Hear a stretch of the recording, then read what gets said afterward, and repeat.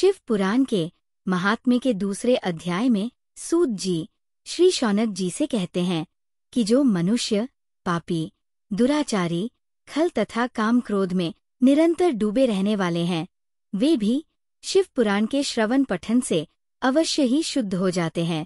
शिव पुराण के श्रवण मात्र से पापों का पूर्णतया नाश हो जाता है।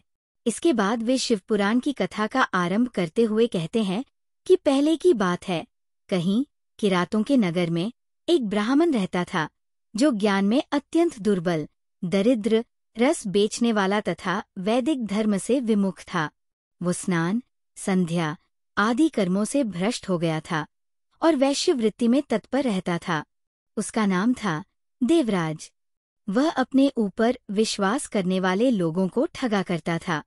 उसने ब्राह्मणों, क्षत्रियों, वैश्यों, शूद्रों तथा दूसरों को भी अनेक बहानों से मारकर उनका धन हड़प लिया था, परंतु उस पापी का थोड़ा सा भी धन कभी धर्म के काम में नहीं लगा था। वह वेश्यागामी तथा सब प्रकार से आचार भ्रष्ट था। एक दिन वह घूमता घामता दैवयोग से प्रतिष्ठानपुर अर्थात झूसी प्रयाग में जा पहुंचा। वहां उसने एक शिवालय देखा, जहां बहुत से साधु महात्मा एकत्र हुए थे। देवराज उस शिवालय में ठहर गया, किंतु वहां उस ब्राह्मण को ज्वर आ गया। उस ज्वर से उसको बड़ी पीड़ा होने लगी। वहां एक ब्राह्मण देवता शिव पुराण की कथा सुना रहे थे। ज्वर में पड़ा हुआ देवराज ब्राह्मण के मुखारविंद से निकली हुई उस शिव कथा को निरंतर सुनता रहा। 1 मास के बाद वह ज्वर से अत्यंत पीड़ित होकर चल बसा। यमराज के दूत आए और उसे पाशों से बांधकर बलपूर्वक यमपुरी में ले गए। इतने में ही शिवलोक से भगवान शिव के पार्षदगण आ गए। उनके गौर अंग कर्पूर के समान उज्ज्वल थे, हाथ त्रिशूल से सुशोभित हो रहे थे। उनके संपूर्ण अंग भस्म से उद्भासित थे और रुद्राक्ष की मालाएं उनके शरीर की शोभा बढ़ा रही थी।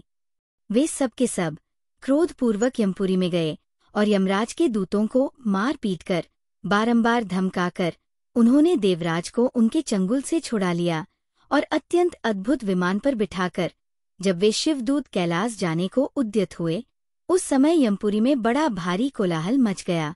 उस कोलाहल को सुनकर धर्मराज अपने भवन से बाहर आए।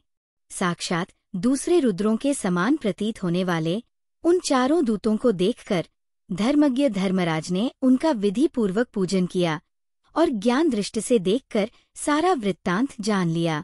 उन्होंने भय के कारण भगवान शिव के उन महात्मा दूतों से कोई बात नहीं पूछी, उल्टे उन सबकी पूजा एवं प्रार्थना की।